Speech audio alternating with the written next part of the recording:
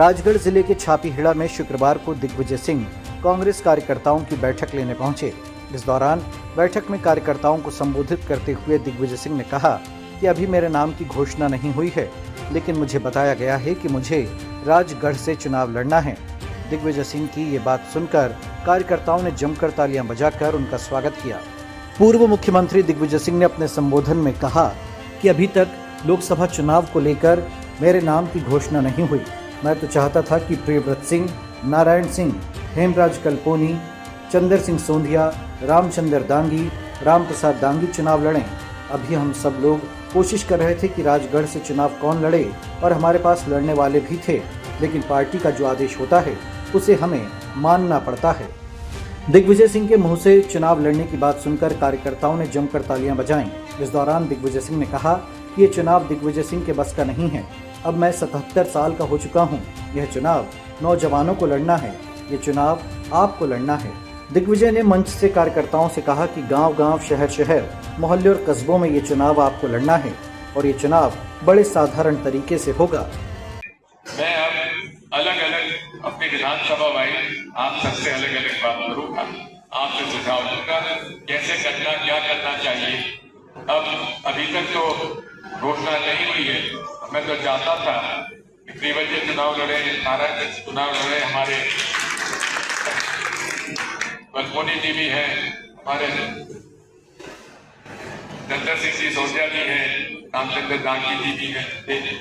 अभी सब लोगों के साथ हम लोग कोशिश कर रहे थे कौन लड़े और हमारे पास लड़ने वाले थे, लेकिन पार्टी का जो आदेश होता है उसको मानना पड़ता है।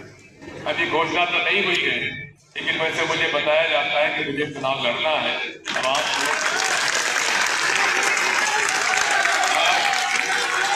अब ये चुनाव दिग्विजय सिंह के बस का नहीं है। मैं 77 साल का हो चुका हूँ।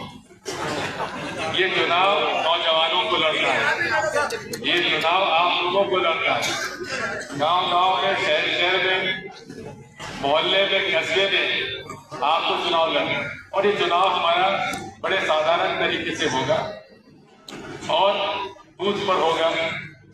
मैं अपना पत्र आपको लिखकर पहले दे दूंगा और शुरुआत से ही हम लोग राहुल गांधी जी ने, कांग्रेस पार्टी ने महिलाओं के लिए, किसानों के लिए, मजदूरों के लिए और नौजवानों के लिए जो गारंटी दी है, उन गारंटियों का पर्चे हम लोग देंगे और उस पर्चे को और मेरे पत्र को ये आपकी जवाबदारी होगी कि हर घर में ये पहुंचे।